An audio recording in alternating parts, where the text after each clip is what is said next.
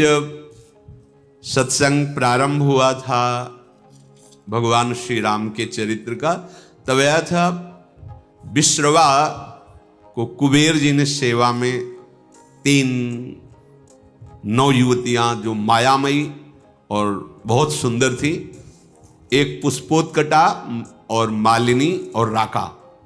पुष्पोत्कटा से रावण कुंभकर्ण, मालिनी से विभीषण और राका से ये शूर्पणखा और खर, इनका प्रादुर्भाव हुआ था। विश्रवा जी पुलस्त जी के ही अंश से प्रकट हुए थे। उत्तम ब्रह्म ऋषि हैं जो ब्रह्मा जी के मानस पुत्र कहे गए हैं, पर क्रोध भाव से कुबेर जी के साथ द्वेष करते थे। प्रारंभ में सुना था उस भाव का प्रभाव हुआ कि माता राक्षसी कुल की थी, तो ये राक्षस स्वभाव वाले प्रकट हुए। पर बड़ी विचित्र लीला, उनमें से विभीषण जी भगवान के परम भक्त, तो ये बहन ही हुई, पिता एक ही है और माता अलग अलग है। ये घूम रही थी, पता नहीं कौन सा सौभाग्य भगवान पर इसकी दृष्टि पड़ी और मोहित हो गई। यद्यपि ये बड़ी भयावनी और राक्षसी स्वभाव की, उसने देखा भगवान श्री राम को तो हृदय में विकलता हो गई। ऐसा सुंदर रूप, अपने को रोक नहीं पाई। प्रणाम है भैया, भगवान के रूप में कौन नहीं मोहित हो जाएगा, प्रणाम है, पर भाव कुछ दूसरा है इसका और आंतरिक। जैसे प्रेम तो गोपी जनों ने भी किया और प्रेम मथुरा की कुब्जा ने भी किया, पर जय जयकार कुब्जा की नहीं, गोपी जनों की ही। श्री कृष्ण सुखार्थ निष्काम प्रेम गोपी जनों के हृदय में है। और थोड़ा तो इसलिए श्री शुकाचार्य जी ने तो उसके लिए दुर्भगा शब्द का भी प्रयोग किया है कुब्जा के लिए। गोपी जनों की चरण रज तो बड़े बड़े महापुरुष बंधन करते हैं। प्रभु के रूप को देखकर एक कामाशक्त हो गई, वैसे फिर भी प्रणाम करने लगा योग्य है। कोई ऐसा है ही नहीं, जब काम स्वयं काम से युक्त हो जाए प्रभु को देख के, कोटि काम के मन को मोहित करने वाले प्रभु का रूप है। पर कुछ भाव कुछ दूसरा है। इसके पति का नाम विद्युज्जुहा है, ये काल के राक्षस का प्रधानमंत्री है। रावण ने जब आक्रमण किया तो विद्युज्जुहा ने, प्रधानमंत्री था, उसने कहा कि तुम्हारी जो ये इच्छा है कि संपूर्ण ऋषि मुनियों को नष्ट किया जाए और राक्षसी राज्य हो, इसमें हम सहयोग नहीं करेंगे। ये शूर्पणखा का पति था विद्युज्जुहा, उसकी कोई आज्ञा का उल्लंघन कर दे बर्दाश्त नहीं था, तो रावण ने मार डाला था उसी दिन। अब जब पति को भी मार डाला तो उसके आगे किसका बस क्या है। तो रही थी अपने भाई खर के समीप ही पंचवटी में, पर सोच रही थी कभी ऐसा अवसर आएगा तो तेरा विनाश मेरे द्वारा ही होगा। तूने मेरे पति को मारा। वो राक्षस तो था विद्युज्जुहा, पर धर्मयुक्त था। वो कहता ऐसा नहीं, आप ऋषि मुनियों को मारे, राक्षस राज साबित करे, इस पे हम आपका सहयोग नहीं करेंगे। तो मार डाला उसने, क्योंकि जो अपने स्वार्थ में अंधे होते वो रिश्ते नातों का सम्मान नहीं करते। अब ये स्त्री शरीर में थी तो राक्षसी, पर मन मारे बैठी थी कि कोई हमें ऐसा अक्षर दूषण तीसरा, ये सब अनुगामी थे रावण के, रावण की आज्ञा पे चलते थे। तो सोचा कि अगर इनसे भी जरा बोलेंगे तो हमें मार डालेंगे। रावण का विरोध कोई कर दे ऐसा है ही नहीं। त्रिभुवन में कोई नहीं था कि उसके खिलाफ कोई बोल सके। अंदर ही अंदर सोच रही कभी तो अवसर मिलेगा, जीवन व्यतीत करूंगी, लेकिन जिस दिन अवसर मिलेगा इसका नाश करवाऊंगी। आज अजान बाहु भगवान को देखकर उसको और सुना था कि इन्होंने ही सुबाहु आदि काम, मारीच को एक बाण मारा था तो बिना फण का 400 कोस दूर गिरा था, 100 योजन दूर गिरा था। ताड़का का वध किया, विराध का वध किया। उसको पता था, समझ गई कि कोई साधारण बलि ताड़का को नहीं मार सकता था, सुबाहु को नहीं मार सकता था, विराध को नहीं मार सकता था। इसका मतलब है महाबली हैं, एक बार इनसे मिल के देखती है।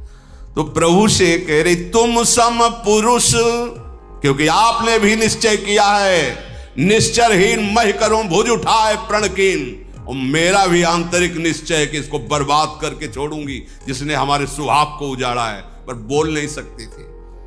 सुंदर रूप धारण किया और भगवान के सामने गई और मुस्कुरा कर बोली, तुम सम पुरुष नमो सम नारी, यह संजोग विधि रचा बिचारी। आपके जैसा पुरुष नहीं, मेरी जैसी नारी नहीं, बड़ा सुंदर संजोग है, स्वीकार कर लो महाराज। मम अनुरूप पुरुष जग माही, देखूं खोजी लोक तिहु नाही, ताते अब लगी रहूं कुमारी, मनुमाना कछु तुम्हीं निहारी। मेरे लायक तो आप ही हो, तीनों लोक में कोई नहीं है मेरी जोड़ का, ये रावण का विनाश का संकल्प कर सके। आपने भी किया है और मैंने भी किया है, बड़ी गूढ़ भाषा है। वैसे अब तक मैं कुमारी हूं, किसी का वरण नहीं किया, आप हमें स्वीकार कर लीजिए। तुमको देखकर मन मान गया है। भगवान सीता जी की तरफ देखे मुस्कुरा दिए। सीत ही चित ही कही प्रभु बाता, जैसे तुम कुमारी हो ना, आहै कुमार मोर लघु भ्राता। हमारे पास तो सीता जी है, ये कुमार हमारे लघु भ्राता लखनलाल, इनके पास जाओ, इनसे बात करो। ओ गई लक्ष्मण रिपु भगनी जाली, प्रभु बिलो की बोले मृदुबानी। सुंदरी सुन मैं इनकर दासा, पराधीन नहीं तोर सुपासा। प्रभु समर्थ कौशलपुर राजा, जो कछु करही इन्हीं सब छाजा।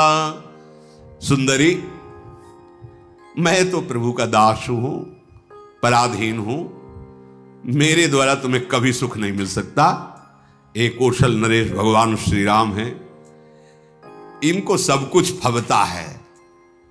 आप इन्हीं की चरण शरण में जाएं, क्योंकि सिद्धांत है सेवक सुख चाह मान भिखारी, व्यसनी धन शुभ गति व्यभिचारी। लोभी जसु चाह चार गुमानी, नभ दुहि दूध चहत ये प्राणी।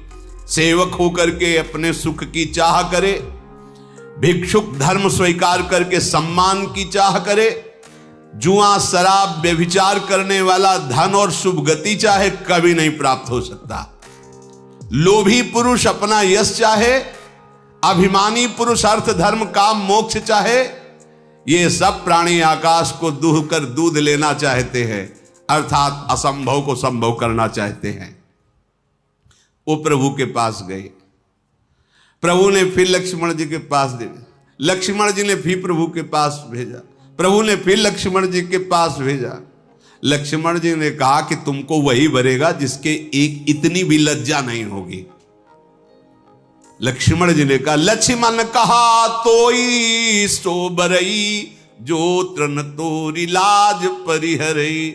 जिसने तृण तोड़कर लाज का त्याग कर दिया, तेरी जैसे को वही वरण करेगा। अब तो सुंदर रूप त्याग कर आ गई शूर्पणखा के रूप में, भयानक रूप। तब खिसियानी राम पही गई, रूप भयंकर प्रगटत भई। सीत ही सभय देखी रघुराई, कहा अनुज सन शयन बुझाई। सीता जी को भयभीत देखकर भगवान ने पीछे किया सीता जी को, लक्ष्मण से कहा हिसाब कर दो इसका। नाक कान काट लिए। लक्ष्मण तिलाघों सो नाक कान बिन कीन, ताके कर रावण को मनो चुनौती दिन। नाक कान काट के मानो निशाचर राज रावण को चुनौती भेजी हो। लक्ष्मण जी ने शूर्पणखा को नाक कान रहित कर दिया। अब तो जब नाक कान कटा तो ऐसा लग रहा था जैसे गेरू के पहाड़ से पानी का धारा गिर रहा हो, ऐसे खून बहने लगा। नाक कान बिनु भई बिकरारा, जनु स्रव शैल गेरु के धारा, खरदूषण पही गई बिल पाता, धिग धिग तव पौरुष बल भ्राता। नाक का वैसे विकराल थी, जब नाक कान कटा तो लाल लाल खून बह रहा और विकराल रूप हो गया। अब अवसर ढूंढा, अब विनाश का कार्य शुरू करूंगी। गई खरदूषण के पास और कहा, तू भाई है, बड़े बलवान बनते हो तुम, राक्षस राज बनते हो, देखो तुम्हारी बहन का नाक कान काट, तुम्हारे बल को धिक्कार है। तो किसने किया है? तब समझाकर बताया, यहीं पास में आए हैं एक राजकुमार जिनके साथ बहुत सुंदर स्त्री और दूसरे राजकुमार गोरे और इतने बलशाली कि तुम उनके सामने कुछ नहीं हो। देखो तुम्हारी बहन का नाक कान काट लिया। अब तो तुरंत आदेश किया, तो जैसे काजल के पर्वत पंख धर के उड़ रहे हो ऐसे ऐसे भयानक राक्षस अपने असली सब रूपों में युद्ध की तैयारी की। नाना वाहन नाना कारा, नाना युद्ध धर घोर पारा, सूपनखा आगे कर लीनी। आगे आगे सूपनखा नाक कान काटे हुए खून बहते जा रहे, पीछे से भयानक सेना, चलो ले चलो, कहां है वो राजकुमार। अब तो मृत्यु के वशीभूत होकर ये सब खिंचे हुए चले जा रहे राक्षस, गरज रहे हैं, ललकार रहे हैं, कोई आकाश में उड़ रहा है, कोई बड़ी अपनी बलवीरता की डींगे हाँक रहा है। अरे कोई कहता जीते जी दोनों भाइयों को पकड़ लो, पकड़ के मार डालो, उसकी स्त्री को छीन लो, ऐसे आवाजें गूंज रही। भगवान ने धूल देखी, लक्ष्मण से कहा राक्षसों की भयानक सेना आ रही, तुम सियाजू को ले जाओ और कंदरा में गुफा में छुप करके रहो, सावधान रहना, बड़े मायावी राक्षस हैं ये। लक्ष्मण जी धनुष पर प्रत्यंचा चढ़ाकर बाण लिए हुए सीता जी को आगे करके गुफा में जाके सीता जी को विराजमान किया।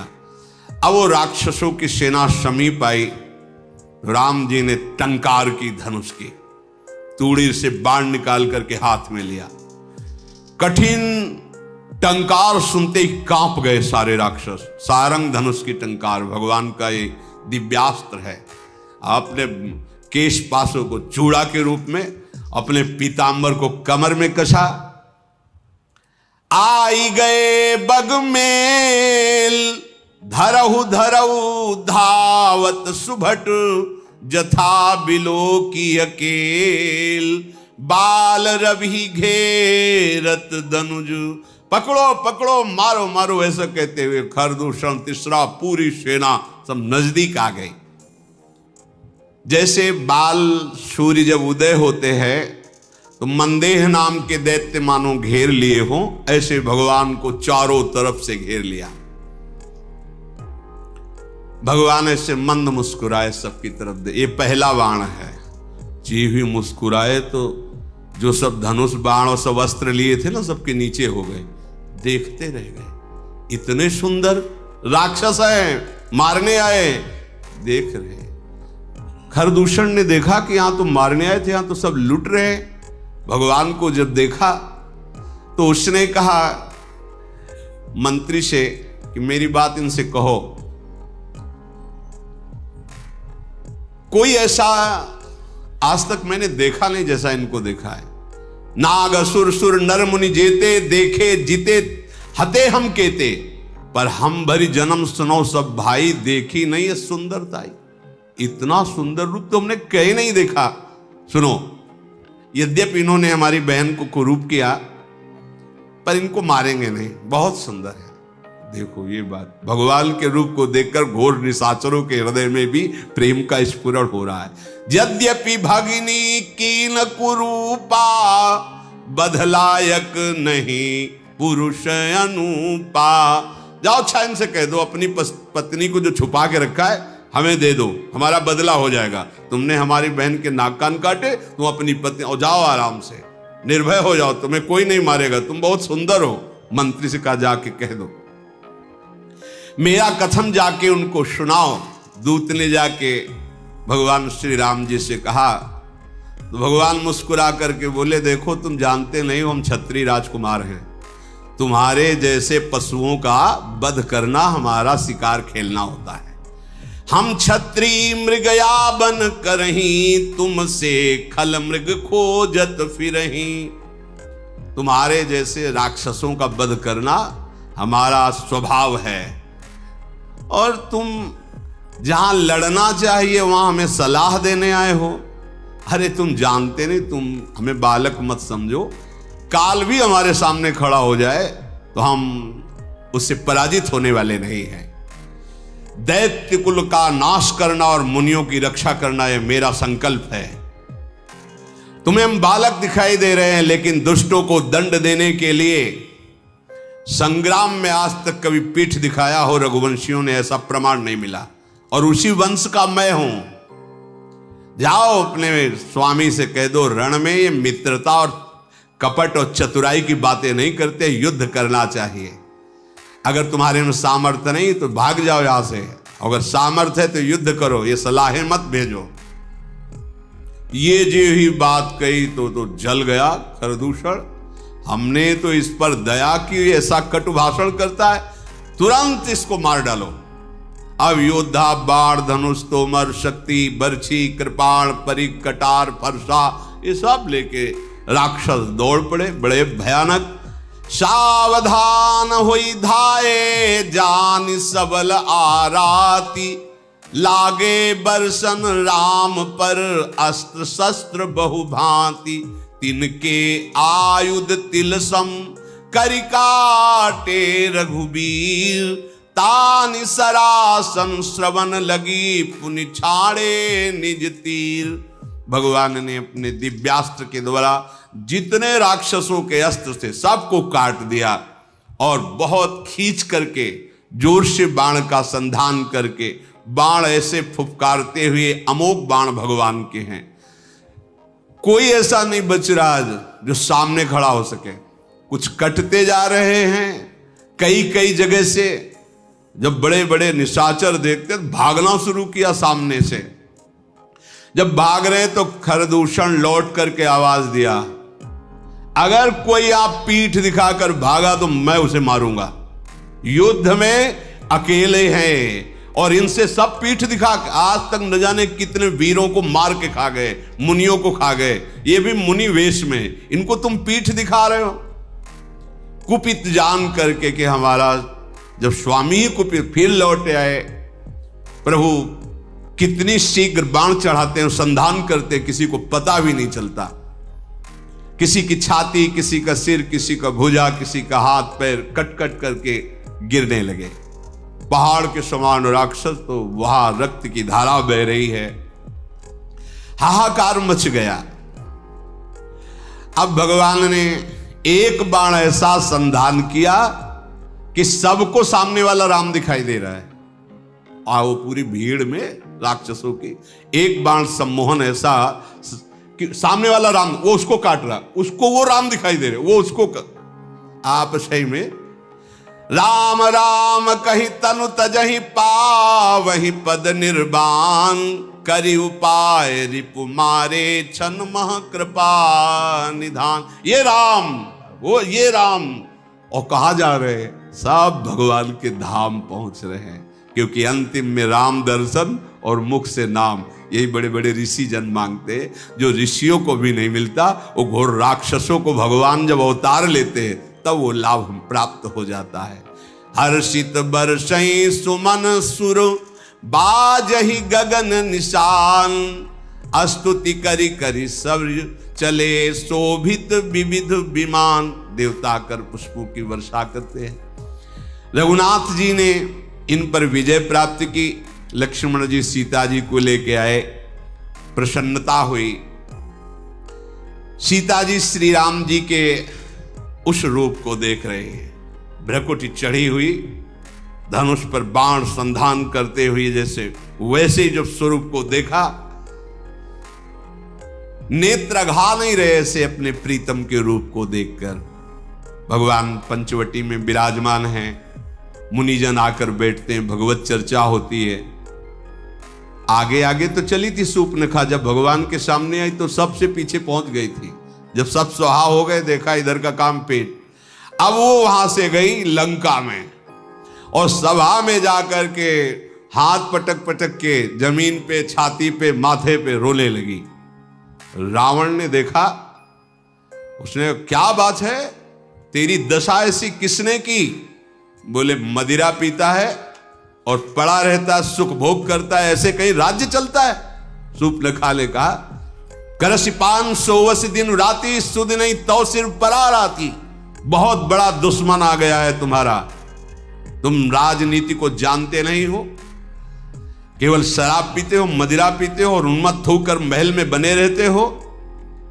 जानते हो अगर विषयों का संग करे तो सन्यासी का नाश हो जाता है, अगर ठीक सलाह देने वाला मंत्री ना हो तो राजा का नाश हो जाता है, अगर मान प्रिय लगने लगे तो ज्ञान का नाश हो जाता है, मदिरा पीने का वाले का ऐश्वर्य और लज्जा का नाश हो जाता है, विवेक ना हो तो वैराग्य केवल नाटक रह जाता है। ऐसे ही यदि राजनीति सही ना हो तो राजा का नाश हो जाता है। मैं सही कहती हूं कि अब तुम्हारे नाश का अवसर आ गया है, बहुत बड़ा दुश्मन तुम्हारे समीप आ चुका है। दुश्मन को और आग को कभी छोटा नहीं समझना चाहिए। रावण, तू अपने अभिमान में है और सभा में तेरे जैसे भाई के होते हुए मेरी नाक कान काट ली गई, ऐसे चिल्ला चिल्ला के, तेरे जीते जी मेरी ऐसी दशा। सारी सभा खड़ी हो गई क्रोध से। शूर्पणखा बाह लंबी कर करके रावण से, तेरे जोश में चढ़ाए, अब तेरा विनाश होगा। क्योंकि ये बात तब नहीं कहती जब सुहाग उजाड़ दिया था कि तेरे होते हुए तेरे हाथों से सुहाग नहीं।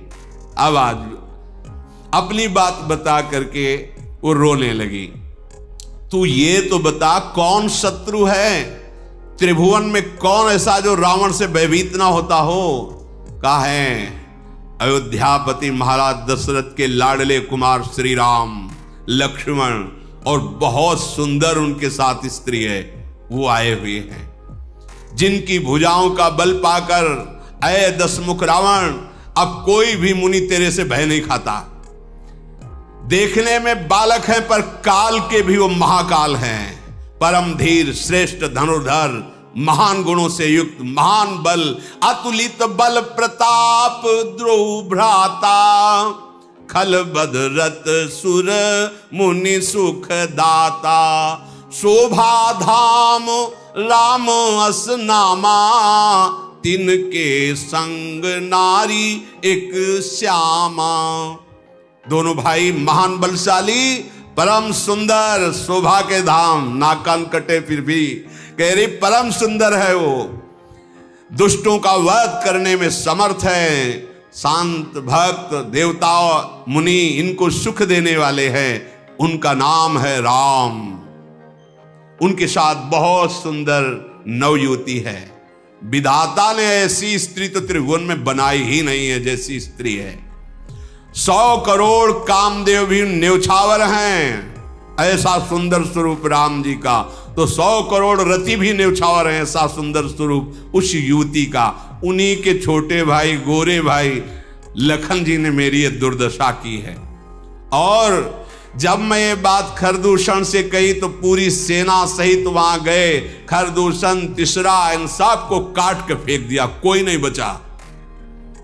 शूर्पणखा की बात सुनकर रावण के माथे पे पसीना आ गया। उसने कहा कि सुर नर असुर नाग खगमाही, मोरे अनुचर कहां को नाही, खरदूषण मोहिसम बलवंता, मार सके को बिनु भगवंता। ऐसा कैसे हो सकता है? खरदूषण तीसरा को कोई मार सके, ये तो केवल भगवान ही मार सकते हैं, दूसरा कोई मार ही नहीं सकता। सुर रंजन भंजन मही भारा, जो भगवंत लीन अवतारा। ये कोई साधारण ज्ञानी भी नहीं है, भगवान शिव का ये महान अनन्य भक्त है। अब स्वभाव में राक्षसी प्रवृत्ति है। विचार किया उसने कि खरदूषण, तीसरा, इनको तो भगवान ही मार सकते। और मैंने सुन रखा है ऋषियों से कि भगवान का अवतार होगा जो अपने भक्तों के मन को सुख देने वाले हैं।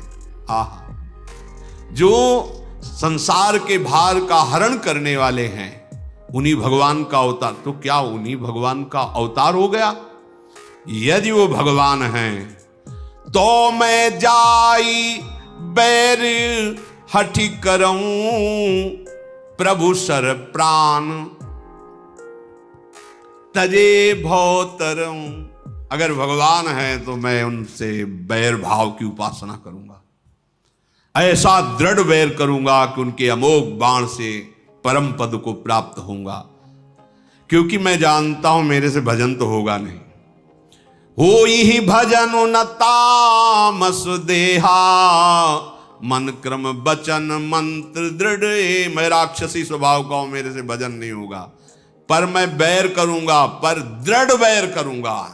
इनके सिवा किसी और का चिंतन न हो, ऐसी दुश्मनी इनसे ठानूंगा। भक्ति से तो भजन होने वाला नहीं इनसे, पर इनका मैं ऐसा चिंतन करूंगा बैर भाव से। अंतिम समय तक इसका निर्वाह किया रावण ने। कहां राम रन हतोपचारी। अगर कहीं राजकुमार हैं तो अभी मजा चखाता हूं, अगर कहीं भगवान हैं तो दृढ़ बैर करूंगा, इनके बाणों से मैं परम धाम को जाऊंगा।